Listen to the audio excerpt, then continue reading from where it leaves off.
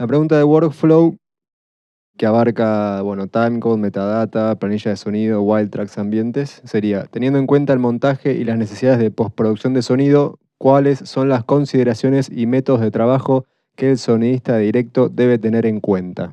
El workflow está más o menos antes del rodaje, que es lo que hablamos antes. La definición. Algo para todos que sepan, las películas en Hollywood se hacen a 24 cuadros. Si alguien le dice algo, yo le mando el mail que me mandaron, que todas las películas de Estados Unidos se hacen a 24 cuadros. Por las dudas, que se sepa. 24 cuadros. Ahí. Que es lo que nos sirve a nosotros. El DCP es a 24, todo. O sea, es así, la peleamos. Hacemos algo que me firmen un papel que diga que se hace a 24. Entonces es un montón de... tiene que ver workflow, o sea, para mí tiene que estar en la preproducción esto del workflow. Es saber antes de entrar a andar ya a caballo en la película de cómo vamos a hacer todo esto, que es algo que es más automático en relación al timecode, a metadata y procesos. La cosa es para mí hablar entre el postproductor de imagen, el editor, y el editor de sonido, cómo ellos quieren los materiales. Cómo se va a editar, con qué tipo de programa lo van a editar, cuánto tiempo va a tener. En mi caso, por lo general, siempre hay una postproducción de sonido.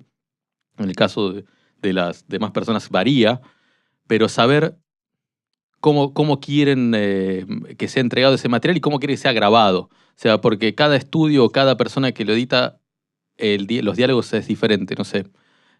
Hay mucha gente que prefiere que directamente que los limitadores no se apliquen para nada y tener menos rango dinámico, menos que esté grabado mucho más bajo, y otros que no les importa, que limite un poco. Eso depende como el gusto de cada uno y el tipo de trabajo. En cuanto a... bueno, el timecode, por supuesto, para mí es toda una prueba y también parte de conocer un ritual de estar con la gente de cámara, de hacer toda la prueba del circuito de timecode. ¿Qué tipo de cámara se va a usar? ¿Cómo va a ser? Si realmente quieren un timecode en la cámara, si es necesario tenerlo. Porque, digamos, en Argentina el timecode es una herramienta buenísima, pero tiene su costo. Y esto es para, en mi caso, en lugares donde el costo humano es mucho más alto que el costo tecnológico, funciona el timecode. Ha pasado en películas que realmente no tienen plata, pero tienen personas en el cual el hecho de sincronizar una claqueta, en vez de usar timecode, sincronizar una claqueta es mucho más eficiente en costos, porque esa persona la va a tener igual. No les importa si ese editor lo va a tener va a tardar más tiempo. Igualmente, esto trae otros problemas, no tener timecode, para la resincronización, para la reconformación, pero eso es una decisión más también de producción. Si realmente usan una cámara que no acepta timecode y deciden no tener el timecode, es informar de vuelta y que tengan toda la información de cuáles son los procedimientos, las personas que deciden eso, que lo van a tener o no. Después otras cosas como el trabajo de la metadata, los ambientes y los tracks es ver el guión y saber qué tipo de trabajo tienes. Últimamente las películas grandes en las cuales tienen mucha gente, el asistente de dirección no considera tiempo para este tipo de grabación, para grabar ambientes o para grabar autos o para grabar cosas. Más porque de alguna forma esto se puede hacer después y no es necesario un equipo tan grande. Eso es una decisión también de producción. O sea, uno tiene que ver cómo puede llegar a hacer eso. Si uno tiene autos de época que son caros, tal vez la persona, el productor, decide no grabarlos, pero uno habla con él y ve que es importante tenerlos y llama un equipo aparte para que se grabe aparte y no usar tiempo de la unidad principal. Entonces, todo, por supuesto, es mediación y comunicación. O sea, tener en cuenta lo que va a pasar, tener en cuenta lo que necesitamos, tanto para el lector de diálogos como el de imagen, y saber cómo lo puede tener. O sea, últimamente, en mi caso, queda muy poco tiempo para grabar cualquier otra cosa que no sea diálogos, en el horario de rodaje. En caso de los wild tracks, es otra cosa, aparte porque es para mí necesario hacerlo en el momento con el actor, que es algo más pedido por algo artístico. O sea, para poder que suene, no sé, ustedes, es mucha la diferencia que tiene, aparte sonora, sino de delivery del personaje, ese personaje que esté hace un segundo haber hecho esa misma escena que la haga después en una sala, o hasta el mismo al otro día, que es algo que uno trata de informarle al director que tal vez ese diálogo lo podés zafar cualquier tipo de doblaje o problema teniendo un wild track, y también a los actores les gusta. Entonces es como algo más artístico que técnico, creo, el wild track. Y es una decisión también del director que hay que incluirlo. Muchas veces cuando uno graba un wild track, el director está haciendo otra cosa o mirando algo. Y que es importante para mí tener ese feedback del director de qué es lo que quiere y que lo diga exactamente igual y que tal vez cambie algo. Es una herramienta fundamental. O sea, para mí es mi última red de seguridad el wild track. No es solo algo técnico porque anduvo algo malo porque pasó, sino que es parte de la actuación. A veces a nosotros nos pasa que cuando uno pide un wild track por algún motivo, si lo dirige o no el director te da la pauta de si lo van a usar o no. Es como el anticipo de saber si te lo hacen para que no lo digas más o porque realmente lo consideran necesario y lo van a usar. Sí, gracias a Dios que existen los wild tracks. No sé, señor Wild que lo inventó. No sé, para mí es maravilloso eso, el trabajo y tener en cuenta también. Bueno, eso tiene que ver para mí, de vuelta, en mi trabajo es la parte de la mezcla. O sea, qué saber qué pedir. Porque si uno hace una escena de 10 páginas y no está todo bien o hay un problema grave, y no saber qué pedir, no va a ser toda la escena entera.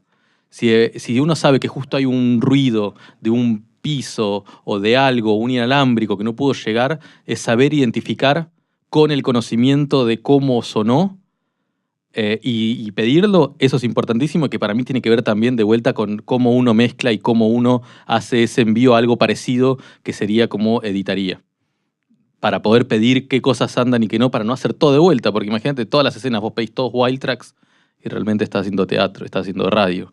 En televisión lo que a veces nos pasa es que uno graba un ambiente para emparchar algún salto de fondo o graba un wild track porque hay un texto que quedó mal, pero lo que es muy difícil y creo que es una tarea pendiente establecer es, desde que nosotros grabamos, pues en televisión todavía conviven un soporte propio con el soporte de audio y video en una casetera. Lo que decía, se graba en un lado el estéreo y el otro los ISOs. A veces yo grabo en una 788 con una Compact Flash el audio y le hago un envío estéreo de un material que no va a pasar de ahí.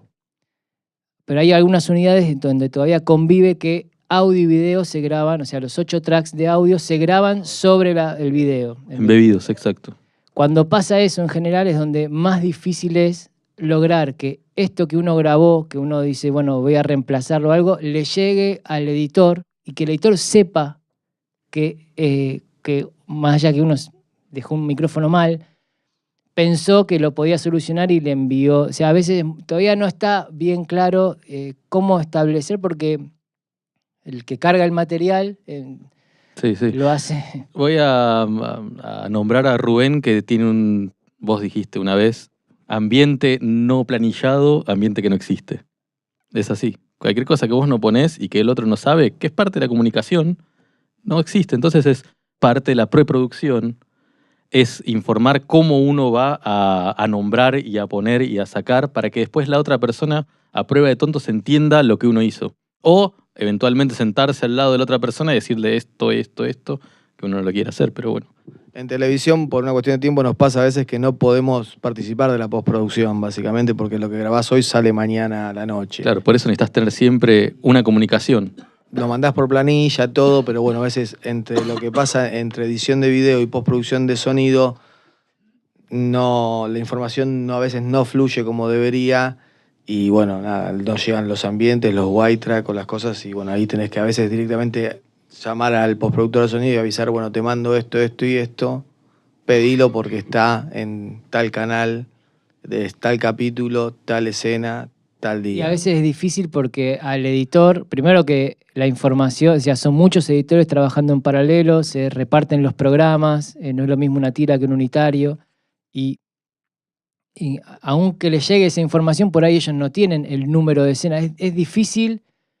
A veces te pasa que estás, porque pasaste, y estás viendo algo y dices, pero yo ese piano grabé otra versión. Y bueno, y ahí lo buscan y está.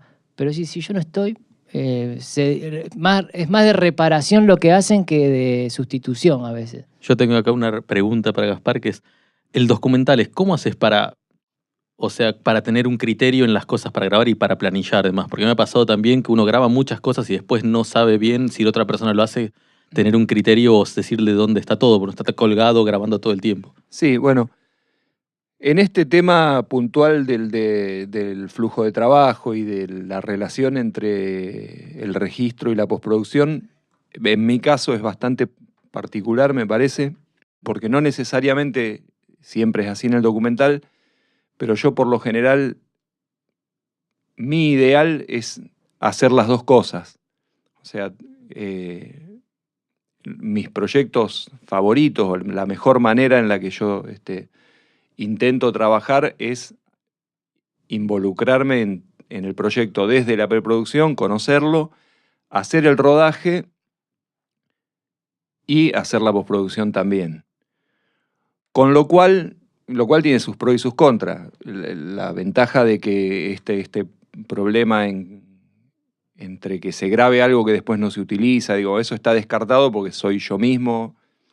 Por eso la ventaja de que uno graba las cosas de un lado y del otro, ¿no? Desde el rodaje uno graba pensando en cómo lo va a utilizar y en la postproducción no le podés echar la culpa a nadie de las deficiencias que tenga el material y no hay excusas en ese sentido.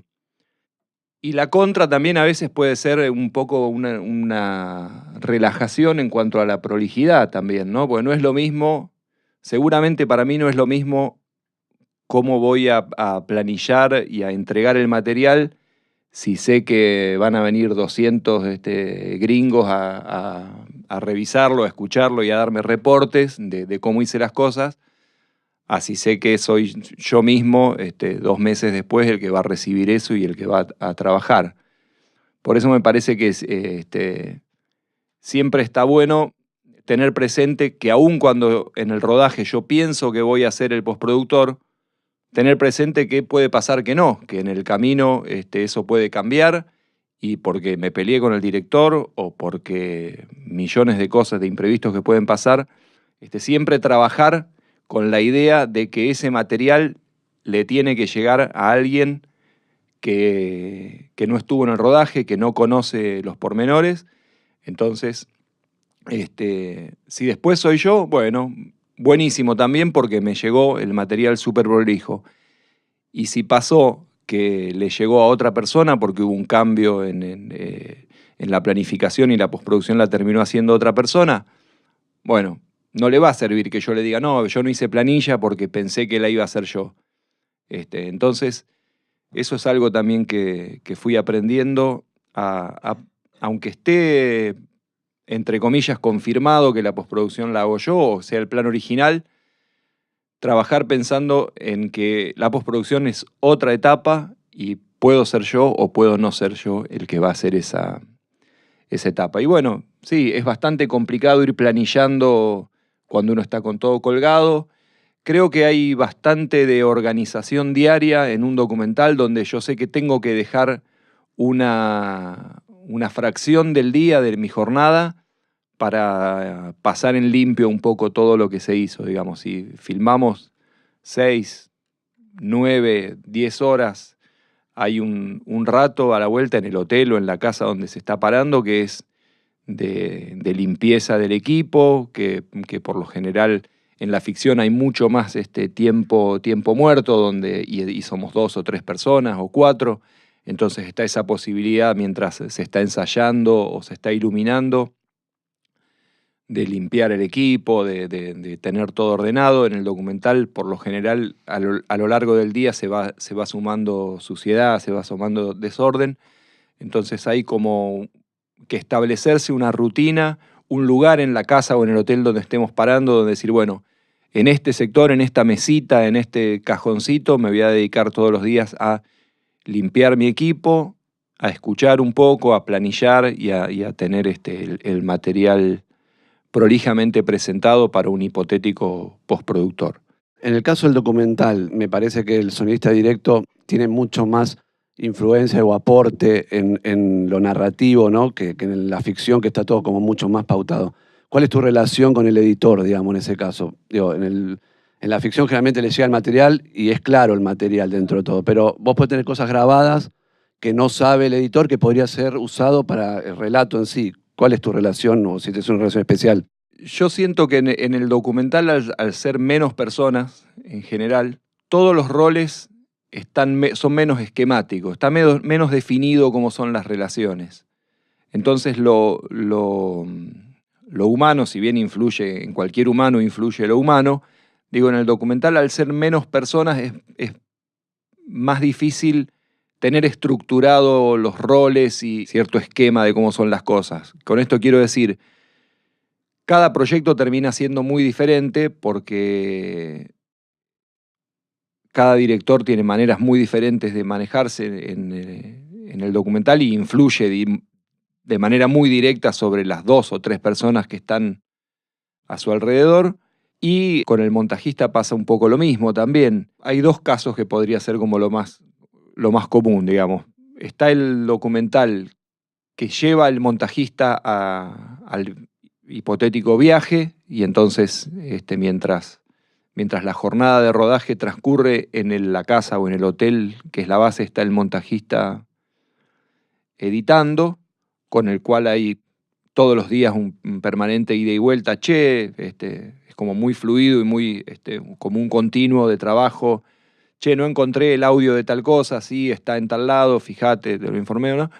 Y después está el otro tipo de documentales que prescinde de esta figura del montajista durante el transcurso del rodaje, y es cuando se terminó el rodaje, empieza el montaje. Esto creo que vale para ficción o para documental. Hay que encontrar, cada película tiene que encontrar su modo de trabajo. Me parece que el documental nos enseña especialmente a ser flexibles, a no pretender que hay un esquema que sirve para todas las situaciones, el tipo de película que se está haciendo, la manera en la que se está grabando, si se está grabando en la cámara embebido o si se graba o si hay que resincronizar el material, si es un multitrack o si es directamente una mezcla estéreo o directamente un grabador estéreo muchas veces. No, la verdad que no tengo esquematizado una cosa, sino que trato sí de siempre saber, si no está definido y no está en rodaje, bueno, saber quién va a ser ese montajista y tratar de consensuar y de tener en cuenta los pedidos que pueda tener. Y me parece muy buena la máxima de Rubén de que sí, lo que no está anotado queda perdido hasta para uno mismo incluso, aunque uno haga la postproducción. Si después de 2 meses de rodaje y una pausa y 8 semanas o 12 semanas de montaje, y cuando querés acordar pasaron 6 meses o 1 año desde que registraste ese material, y es muy probable que no estés absolutamente seguro, no te acuerdes de cada ambiente que grabaste, y entonces puede ser que un material que era buenísimo y que nos pareció en el momento que tenía una potencia narrativa alucinante, y después la falta de un informe preciso de eso hace que en el momento de la postproducción de sonido ni siquiera nos acordamos que estaba eso. Quiero agregar algo, sobre todo hay proyectos en documental donde no hacen planilla de cámara ni de dirección. Y a veces ese trabajo lo termina haciendo uno, ¿no? Cuando uno hace una planilla completa que dice, no sé, el file 1, dice escena donde el personaje cantaba. Y, eso después lo terminan usando en el montaje. A mí me pasó como que me dice, che, está muy eso en nuestras planillas. El montajista está re contento porque, claro, nadie anotó nada de nada. Y está como un desglose de todo el rodaje, de cómo fue y dónde está cada cosa. Habla de la importancia del sonido en el documental, de qué es lo que cuenta, ¿no? En principio, digamos, en mi caso, como realmente utilizo por lo general muchísimas cámaras, o sea, como expliqué antes, el reality puede constar de diferentes etapas, como la etapa documentalista, donde hay una unidad que genera solamente una parte de contenido, o muchos que están generando una parte de contenido, y sería realmente como un documentalista, o así lo considero yo. Después hay eventos que son multicámaras, entonces como eventos multicámaras, hay eventos digamos, hay determinado tipo de cámaras que tienen su sistema de sincronismo, que el cual uno trata de respetar, ¿no? Puedo estar generando yo o puede haber un generador de timecode externo que lo provee la gente de cámaras. Es indiferente en principio. Y también hay relojes externos que en general no se usan, que quizás en cine se usan un poco más, relojes externos para asegurar un poco ese sincronismo. Pero también lo que sucede es que hay cámaras, un poco las cámaras de fotos, GoPro y montones de dispositivos de video que no tienen timecode, por lo cual, digamos, hay que ver si esa posición de cámara que tienen, que quizás están cubriendo determinado evento que es salta una persona o, digamos, un choque o lo que sea, que genera un momento en particular de la secuencia que a uno le toca grabar. Entonces, en algunos casos sí es importante que tenga sincronismo y en algunos casos no, porque es como, ¡pum!, es la botella que cayó. Entonces, como está hecho solamente para eso de alguna manera lo van a poder montar. En algunos casos, las GoPro se usan para planos generales y ahí sí puede diferir, digamos, el tema de cómo uno trata de sincronizar eso o hacerlo correctamente. Lo ideal sería tratar de tener una pizarra electrónica que genera timecode y mostrársela a la GoPro para que, digamos, cuando tira a grabar funcione. Esa sería una posición, digamos.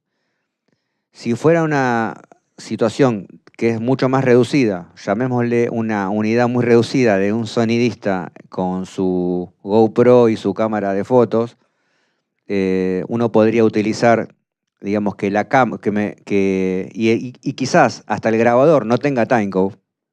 Vamos a agregarle esta dificultad. Digamos, lo que habría que hacer es, uno tira a grabar y quizás el display del grabador tiene un T1 o S1, A2 o lo que sea y lo puede mostrar a cámara y sirve y hay un tiempo absoluto. Entonces, en ese tiempo absoluto, de alguna manera, contra cámara lo pueden llegar a sincronizar.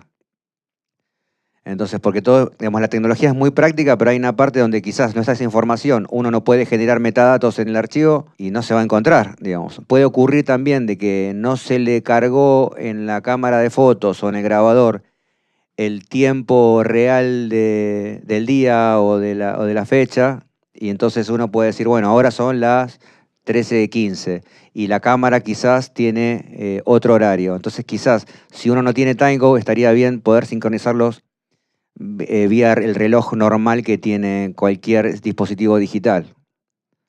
Entonces, son herramientas que uno, a la hora de ser, digamos, si no puede grabar el display de un grabador, bueno, por lo menos puede ver que hay un tiempo de clic. Cuando uno tira a grabar la parte de sonido o la cámara, más o menos van a corresponder. Por el lado del timecode yo diría que es eso. En mi caso en particular soy fanático de la metadata, escribo mientras estoy grabando, entonces nunca tuve ninguna devolución de algo negativo mientras uso, digamos, por lo general productos on devices y he grabado he escrito mientras estoy grabando, he renombrado escenas, escribo notas mientras estoy grabando porque muchas veces no tengo tiempo.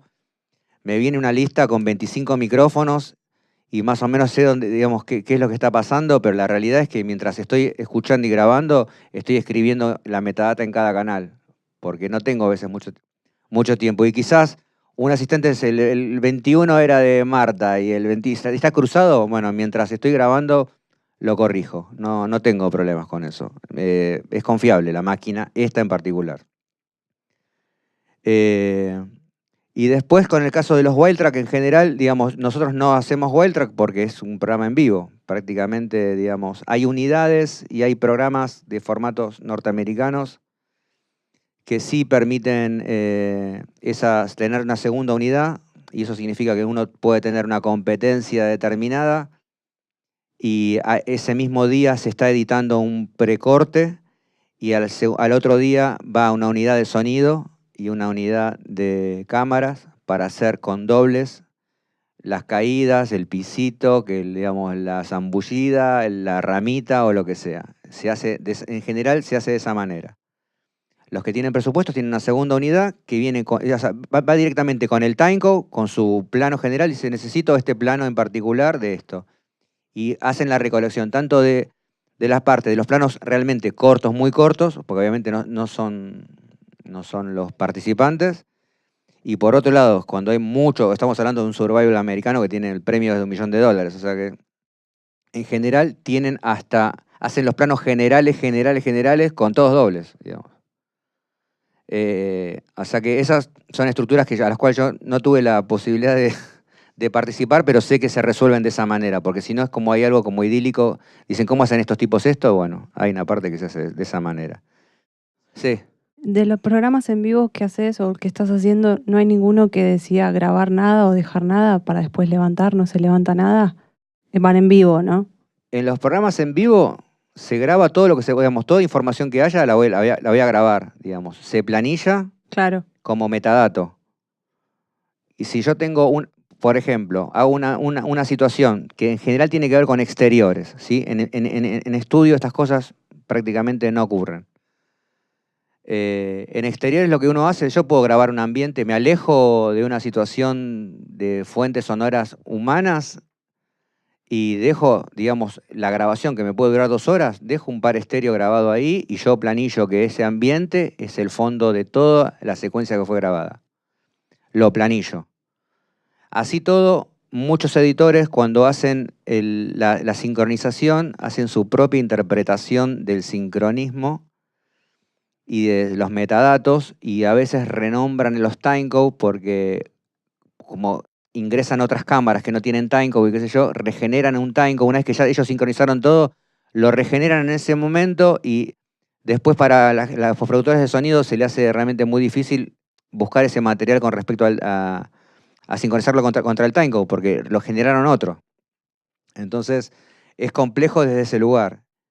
Hay gente que, digamos, uno tiene que marcar muy bien a los editores, que son los que primero manipulan el material de sonido para que esas cosas no las intervengan.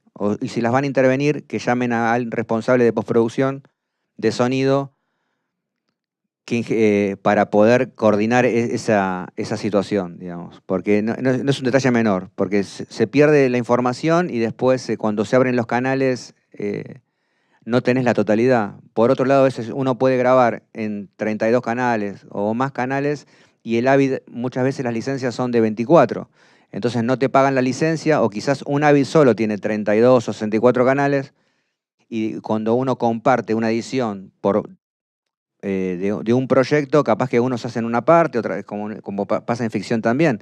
Uno hace un capítulo o hace una secuencia, otro hace otra secuencia, entonces no todos los Avid tienen la cantidad de canales necesarios. Y dicen, bueno, a mí me tocó esto, yo agarro estos 8 canales, este bajito que no quedó bajito, no lo escucho y lo borran. Y quizás era la parte que decía, mamá te extraño, qué sé yo.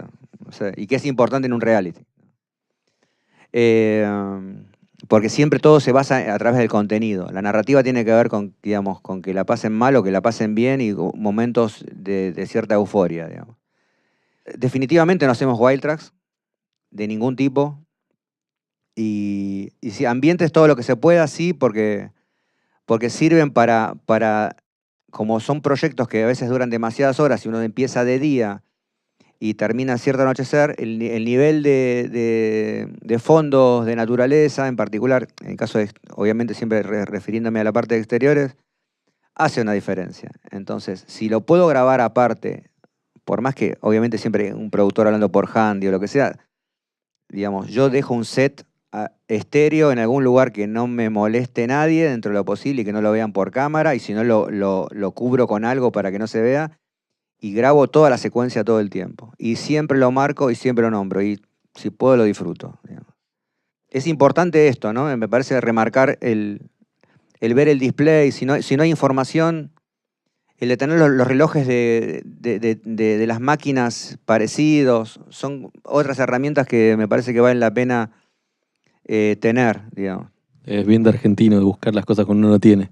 Está bien, no tener la máquina. Perdón, fundamentalmente me parecía importante destacar que en reality ser estratega a la hora de saber que más allá de que tenés que tener la estrategia para cubrirlo todo, saber que la información después va a quedar dividida también. Digo, por ahí en un juego esto de que una cámara con la que estás en sincro y todo, de repente se desmontó, se fue a cubrir otra cosa, volvió. Digo, ser estratega en que al postproductor también le van a llegar las cosas por momentos divididas y digo, a la hora de planillar también Digo, por ahí estaría bueno que cuente, Fabi. O sea, es como importante eso, porque vos hiciste como la estrategia de cubrirlo todo, pero teniendo en cuenta también No, de que esa no se puede información va a cubrir llegar al todo. Eso es individuo. lo que uno tiene que tener claro. Hace todo lo posible porque para eso te pagan, digamos. A mí concretamente me llaman para que diga que sí, no para que diga que no. Entonces tengo que dar las condiciones o tengo que dar las posibilidades para decir, bueno, no, pero van a estar en el medio del barro. Bueno, ok. No, pero va a saltar de un helicóptero y cuando viene el micrófono tiene que funcionar. O sea, me pasan ese tipo de cosas que, digamos, y en el helicóptero no puede ir un sonidista. Entonces, me llaman para ese tipo de cosas que son de configuraciones que pueden fallar de cualquier manera, porque no es que la tecnología falla, los micrófonos se tapan con barro. Uno sabe que existen los micrófonos acuáticos, pero que existen los micrófonos acuáticos para el agua dulce, digamos, no para el agua salada. Entonces, sí, yo uso los acuáticos de agua dulce para el agua salada porque no me queda otra, pero la realidad es que sé que se va a romper. Entonces, o se va a ir rompiendo. Entonces, y a eso hay todo un protocolo de cuidado sobre el material. Entonces, respondiendo un poco lo que decís vos, cuando una unidad documentalista se separa, digamos que está en un evento y termina haciendo un contenido personal, hay un productor que se ocupa de esa parte, digamos. Entonces, cada unidad documentalista, un reality, tiene su propio productor y genera su propio contenido. Cuando volvió a su setup de evento, digamos, esa cámara es cableada por el director y hay otra persona de contenido que está ya, digamos, registrando la parte que le corresponde con respecto al evento. El contenido, obviamente, entra y sale de las estructuras, sobre todo cuando tenés menos presupuesto y tenés que tener la misma cámara para hacer una entrevista que para hacer una competencia. Es así, digamos. La planilla sí es importante, digamos, yo diría que trato de cubrirme con todo. Si pudiera, tengo un buen micrófono de cámara y también tengo otro canal con un sonidista para que me cubra algo, digamos. ¿Por qué? Porque muchas veces uno tiene que correr, el sonidista no puede estar en estado o le toco un cámara de 2 metros con un sonidista peticito y tiene que correr. Tiene que correr y, bueno, y no le va. Entonces, cuando tienen que correr porque pasa algo, una emergencia, se lastimó lo que sea, yo tengo que desengancharme y grabar como sea. Entonces, yo tengo que de alguna manera prever que esas cosas pueden suceder. Y tiene que tener sonido, no puede no tener sonido. Para mí es como fundamental, digamos. O sea, no sirve de nada. Creo que en los realities sí, a pesar de que uno podría decir que suenan mal, como crítica, ¿no? Me parece que las condiciones se ponen mucho más extremas por la cantidad de contenido que tienen que generar y las condiciones que tienen que generar, porque son desplazamientos de una carga horaria consecutiva de muchas semanas que no cualquier persona lo va a soportar, digamos, ¿no? Y si uno no tiene claro eso, no lo va a soportar.